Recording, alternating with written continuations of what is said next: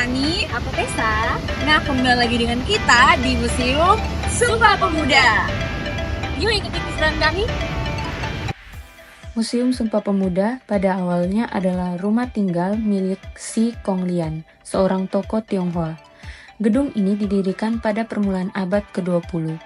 Sejak tahun 1908, gedung keramat disewa pelajar yang bersekolah di Stovia dan Sekolah Hukum Batavia sebagai tempat tinggal dan belajar. Teman-teman, jadi sekarang kita sedang berada di ruangan Organisasi Pergerakan Nasional.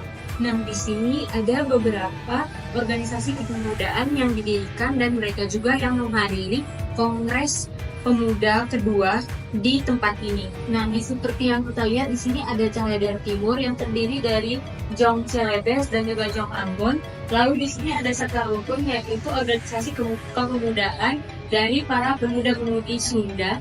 Lalu di sini ada Pemuda Kaum Betawi, dari namanya saja kita tahu bahwa ini berisi pemuda-pemudi Betawi yang mana berdiri pada tahun 1927.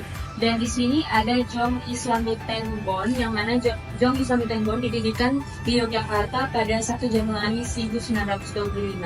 Di sini juga terdapat organisasi kepemudaan seperti Jong Java dan Jong Sumatera Nenbon.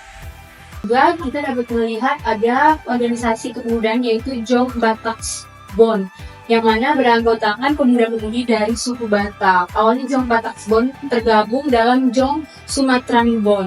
Namun karena terdapat perbedaan budaya, pada tahun 1926 Jong Bataksbon memisahkan diri. Nah, di sini juga ada beberapa pengurus Jong Bataksbon, yaitu Sono Sikane dan juga Amir Sarifudin. Baik teman-teman, di sini kita bisa lihat ada pengurus organisasi pemuda Indonesia pada tahun 1929. Pemuda Indonesia sendiri berdiri pada 20 Februari 1927 di Bandung dengan nama awal yaitu Jong Indonesia. Nah, Jong Indonesia ini mempunyai cabang di beberapa kota besar. Tetapi juga ada yang namanya Putri Indonesia yang dibentuk untuk anggota perempuan. Setelah itu kita juga melihat di sini ada PPPI atau Perlindungan Pelajar-Pelajar Indonesia yang didirikan di Batavia oleh para mahasiswa sekolah tinggi hukum dan sekolah tinggi teknik.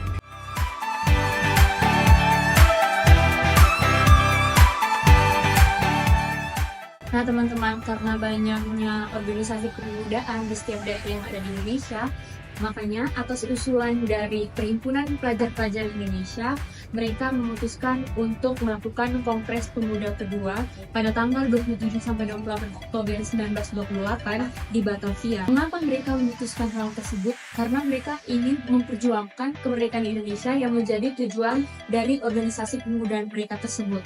Dan Kongres Pemuda kedua ini dilangsungkan agar mereka merubah pola perjuangan mereka. Nah teman-teman, di museum ini juga terdapat patung dari para ketua serta anggota yang memimpin jalannya Kongres Pemuda kedua. Di sini berdiri patung Bapak Subondo Djoko, yang mana beliau pada saat itu memimpin jalannya Kongres Pemuda kedua.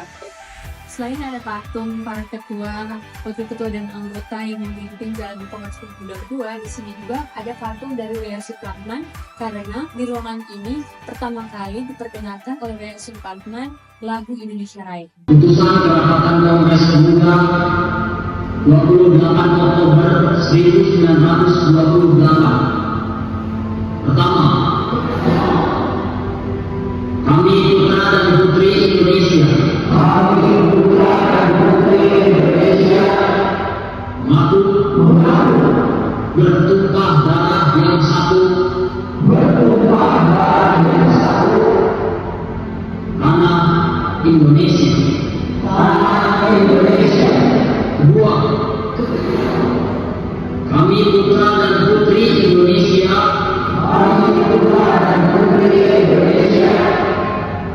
Mengaku berbangsa yang satu, bangsa Indonesia.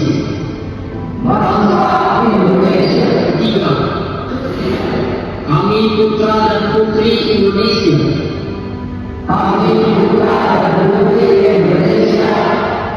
Menjunjung bahasa persatuan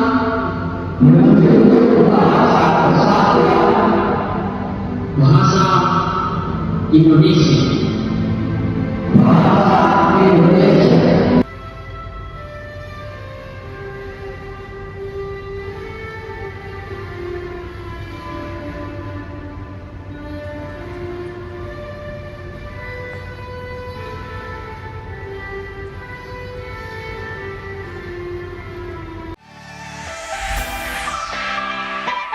Gedung Keramat 106 ini sudah digunakan sejak tahun 1927 oleh berbagai organisasi pergerakan pemuda untuk melakukan kegiatan pergerakan.